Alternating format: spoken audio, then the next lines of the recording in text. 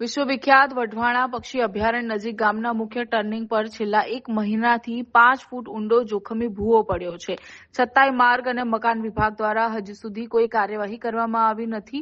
આ રસ્તા પરથી મોટી સંખ્યામાં પર્યટકો તેમજ ખેડૂતોની અવરજવર રહે છે. ખાસ કરીને રાત્રિના સમયે અકસ્માતનો ભય વધુ રહેતો હોવાનું સ્થાનિકો જણાવી રહ્યા છે. ગ્રામજનોએ અનેક વખત લેખિત અને મૌખિક રજૂઆતો કરી હોવા છતાં તંત્ર દ્વારા ભૂવો પૂરવાની કામગીરી હાથ ધરવામાં આવી નથી. સ્થાનિકોએ ચેતવણી આપી છે કે જો સમયસર કામગીરી નહીં થાય તો મોટી દુર્ઘટના સર્જાઈ શકે છે.